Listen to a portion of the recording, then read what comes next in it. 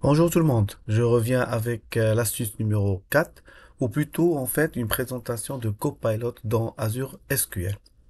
Effectivement, depuis longtemps qu'on rêvait, il y avait quelques essais chez Microsoft de pouvoir questionner les données à partir de langage naturel, mais avec Copilot, les choses commencent à devenir très tangibles.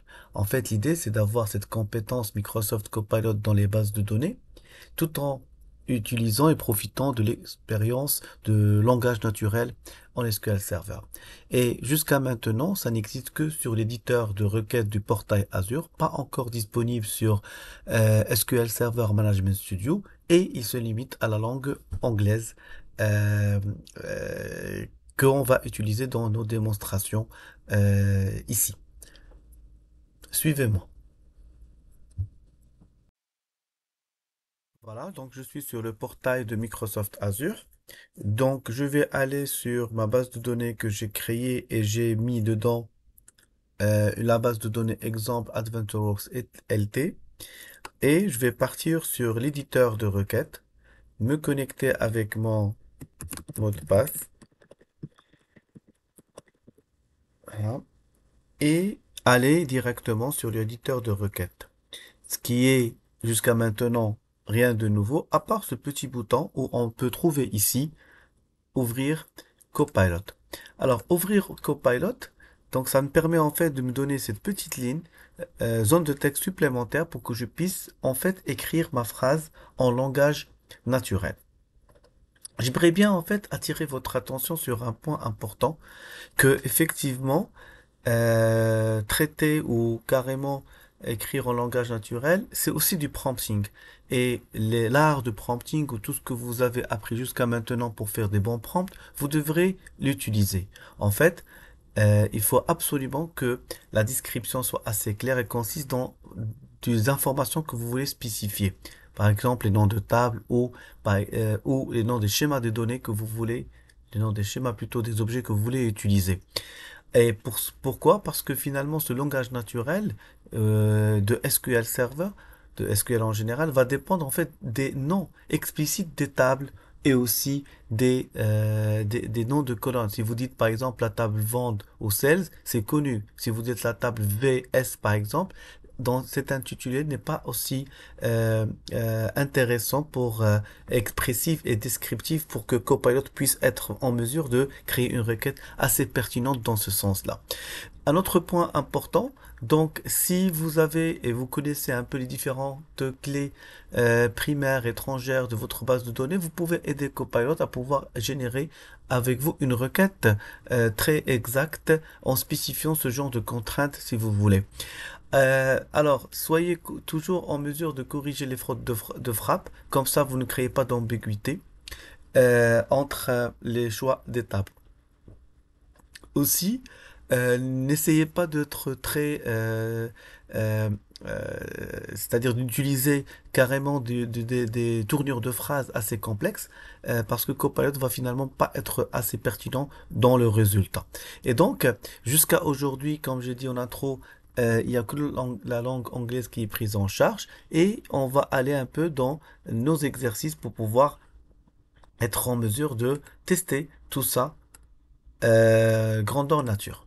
Voilà, donc je vais commencer par déjà vous montrer que cette base de données AdventureWorks LT, elle est là, basée sur un certain nombre de tables et vues. D'accord?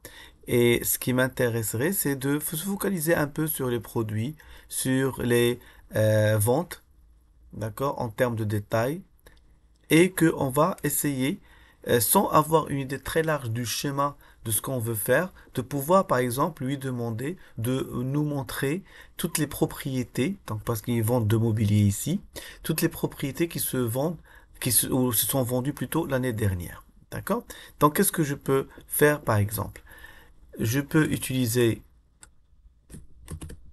la commande. Donc pour aller gagner du temps, j'ai écrit mes commandes. Donc voici ce que je lui demande. Donc montrez-moi toutes les propriétés qui se sont vendues l'année dernière. Je lui demande de générer la requête. En fait, pas le résultat. En fait, il va me générer la requête. L'idée, c'est je m'attends à une génération de requêtes optimisée. Donc, il m'explique un peu comment il a fait pour qu'il puisse générer cette requête. Donc, ce qui est sympa, c'est qu'il me délivre un peu son raisonnement. Puis, il me propose la requête que je veux qu'il me propose. Alors, il est vraiment très souhaitable, s'il vous plaît, n'exécutez pas directement la requête sans que vous puissiez la lire et la comprendre.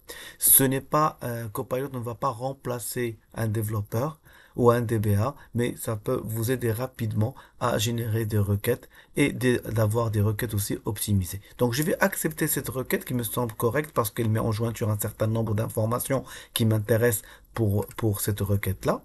Donc, je sélectionne, j'exécute et normalement, je dois avoir en résultat en bas.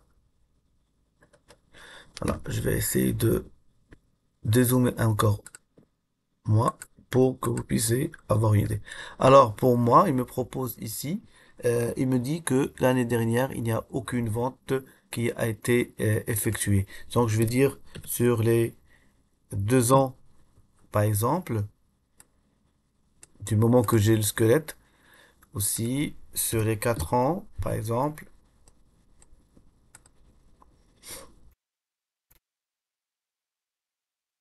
ou sur les 5 ans, ou 3 ans plutôt. Ok, voilà.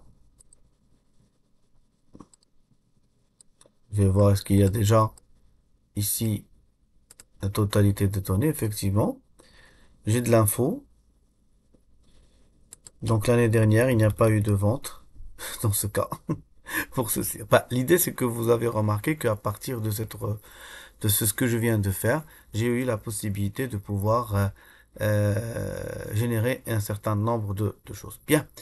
Alors, continuons donc, par exemple, je peux lui dire maintenant, par exemple, de compter ou de sommer ou cumuler tous les produits par groupe de catégories. Alors, par produit par groupe de catégories. Alors, ce que vous devriez déjà avoir en tête, c'est que vous avez déjà pu remarquer, c'est que je fais pas attention en fait au schéma de la base de données, au nom de la base des données. Donc, je vais ouvrir mon Copilot, je vais lui proposer ma requête, d'accord, alors je lui dis count all the products group by each category, d'accord. Donc remarquez ici j'ai parlé de produits, donc forcément je fais référence à cette table. Et si ce nom de table avait un nom très particulier, par exemple PT par exemple, eh ben votre copilot ne saura pas vous aider dans ce sens-là.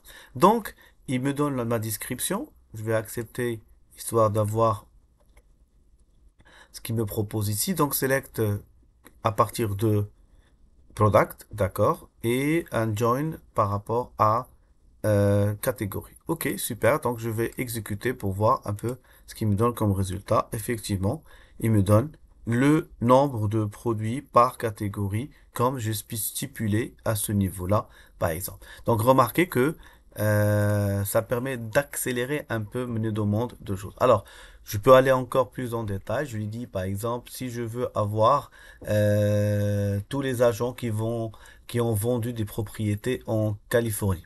Je rappelle que la base de données contient en fait des bases de vente de propriétés.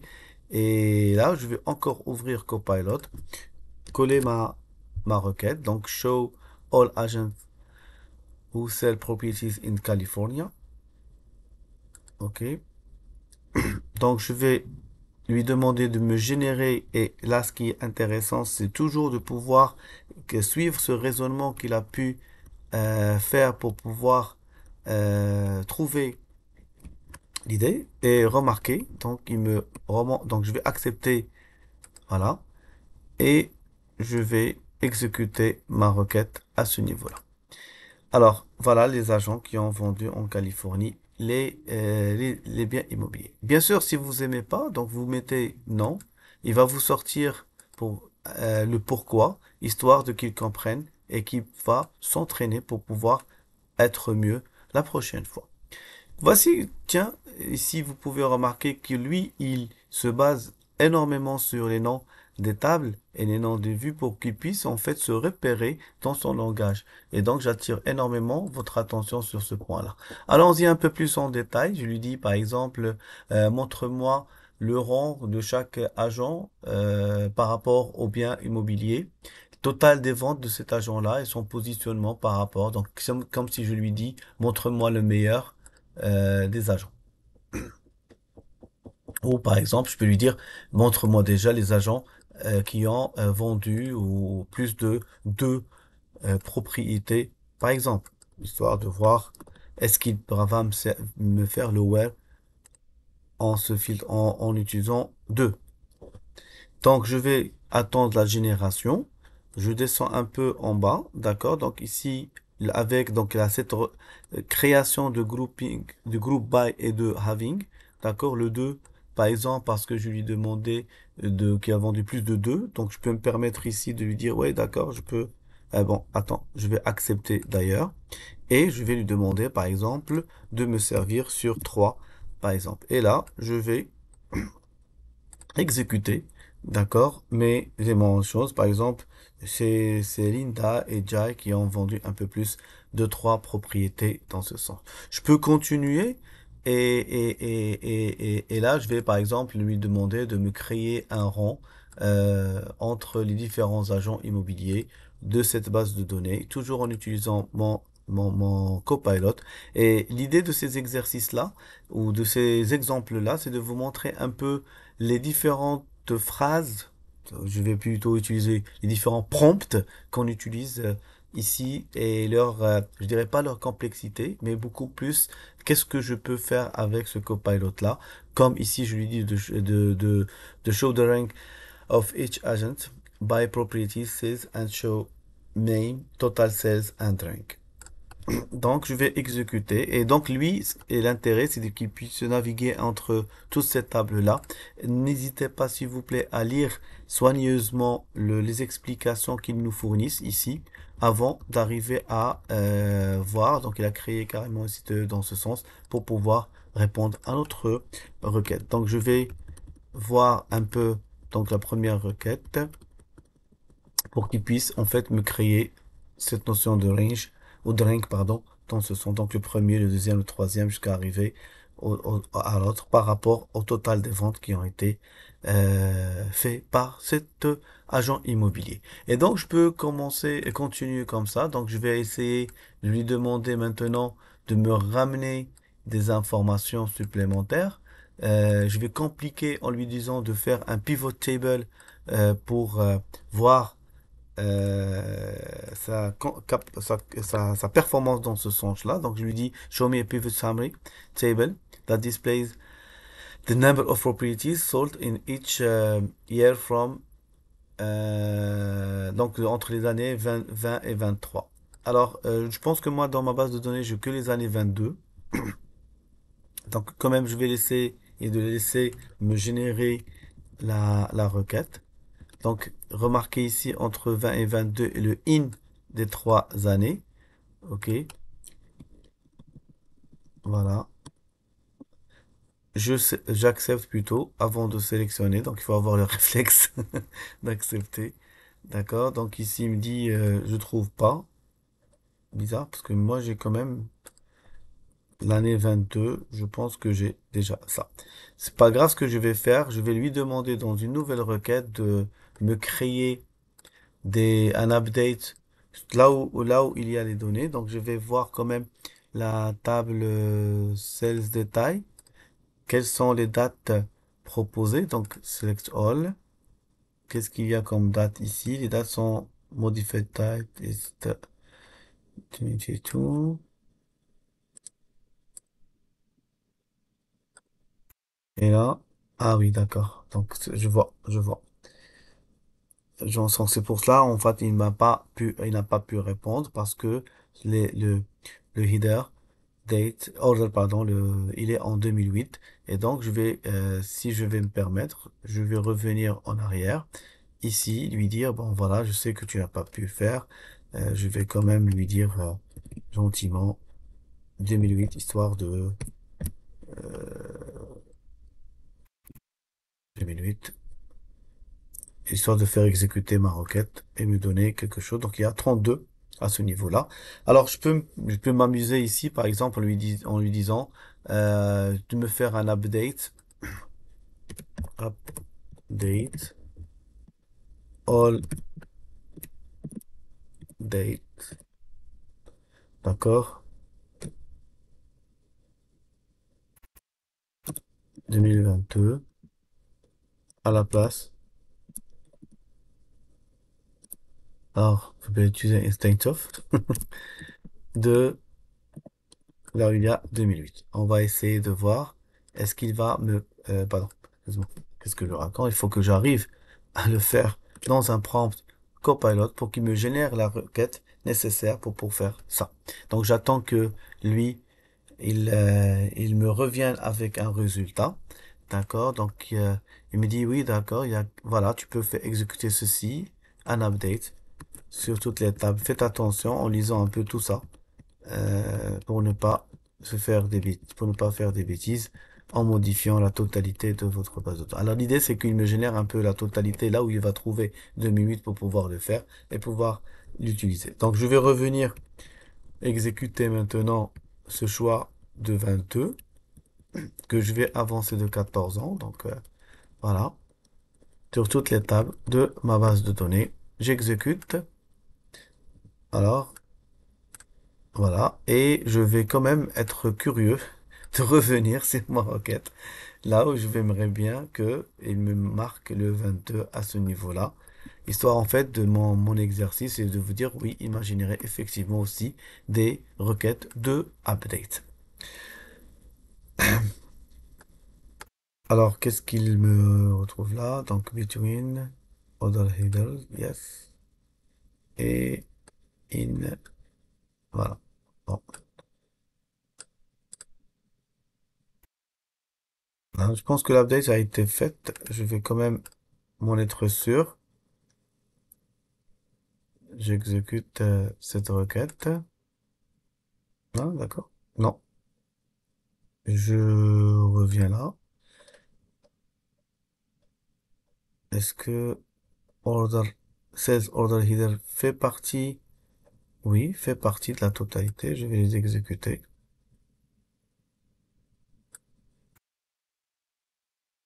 Je reviens pour voir un peu est-ce qu'il a pu faire ce changement-là. Absolument pas. Qu'est-ce qu'il a pu changer? Ah, il a changé Modify Date. Voilà.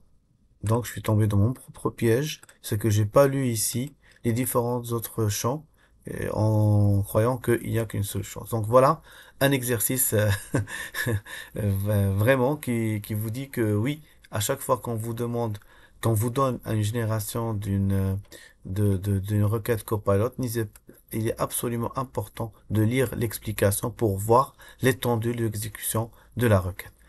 Voilà, j'espère que je vous ai montré un peu qu'est-ce qu'on peut faire avec cette version preview de Copilot dans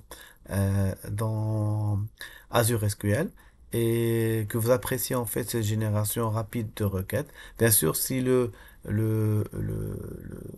métier est assez complexe de la requête, donc veuillez effectivement que le prompt prenne en considération le contexte et vous les orientez par rapport au nom de table ou aux contraintes qui existent.